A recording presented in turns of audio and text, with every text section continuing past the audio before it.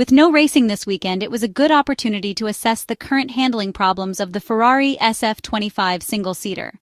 We do so by examining the behavior of the Italian cars in last weekend's Formula One Chinese Grand Prix, which was the second round of the 2025 F1 Championship. In this context, it is important to focus on the characteristics of the Ferrari. The question we aim to answer is the following. What do Lewis Hamilton and Charles Leclerc actually experience when driving the SF25 at this moment? The Maranello single-seater suffers from certain technical issues.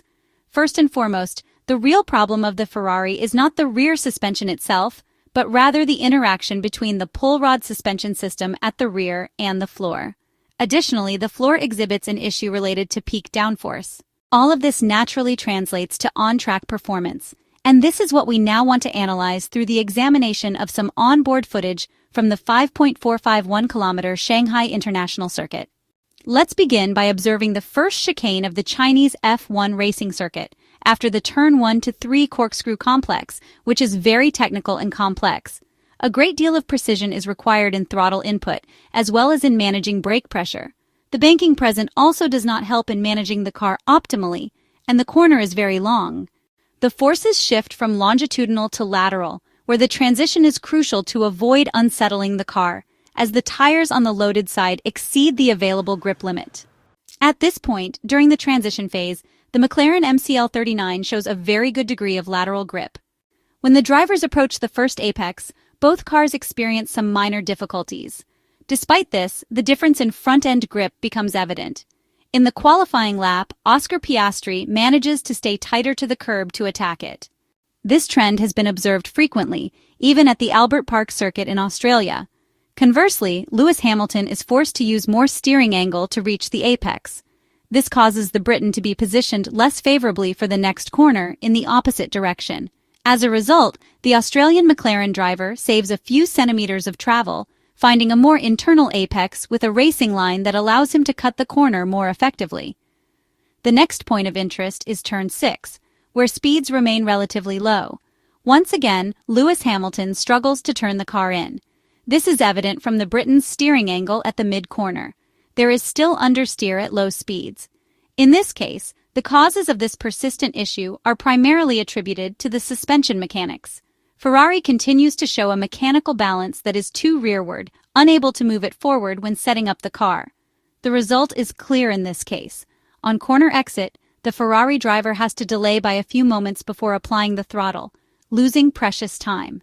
Even with better traction and a suspension that offers more grip to put the power down, the delayed entry ruins the potential net gain.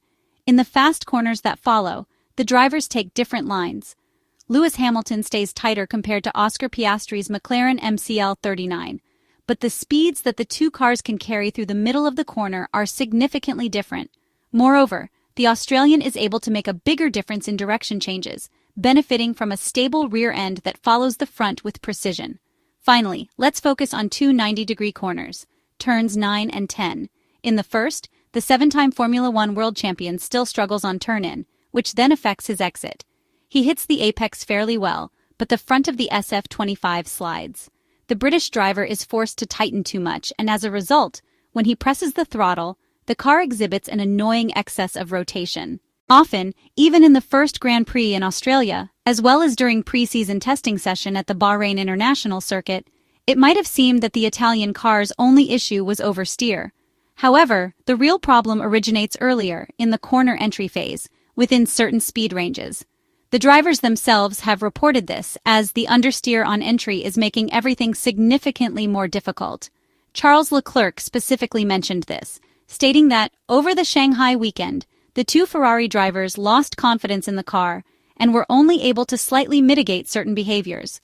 At turn 10, cornering speeds increase, and the issues do not seem significantly different. The wind must also be considered, as wing cars are highly sensitive to this parameter. Lewis Hamilton loses control on entry, as can be seen based on the onboard footage. A slight oversteer, linked to the usual issues we have previously discussed. This refers to the aerodynamics of the floor and its interaction with the mechanical setup. In these corners, where both types of grip are crucial, these problems have been particularly evident, limiting the handling of the SF25 single-seater. Overall, the result is a loss of several fractions of a second that add up over the course of a lap. Ferrari is struggling with a lack of rotation. Part of the problem also stems from the aerodynamic map, which does not help the Maranello drivers and engineers in finding the correct setup. This is a critical aspect that Ferrari is working on through updates, which we will see on the car next month, most likely starting with the Bahrain Grand Prix. Ferrari is therefore hoping its Formula One fortunes will take a boost as it is reportedly set to introduce a major upgrade package at the Scuderia circuit in a few weeks. The Italian squad endured a difficult opening round to the season in Australia before it received a lift in China when Lewis Hamilton won the sprint race. The British driver then finished sixth in the Grand Prix, one position behind teammate Charles Leclerc. However, both drivers were disqualified for technical infringements. It has left the Maranello team sitting fifth in the Constructors' Championship ahead of the Japanese Grand Prix, level on points with Williams, who has enjoyed a surprisingly strong start. Ferrari entered the 2025 campaign hoping to challenge for the Formula One title, but after two difficult races to start the year, it is important for the Maranello team to change its fortunes soon. The Italian media now reports the Ferrari engineers and technicians are bringing a major aerodynamic update package to the Bahrain Grand Prix, the fourth race weekend of the 2025 Formula One Championship. This is reported to include a new floor that aims to provide better performance.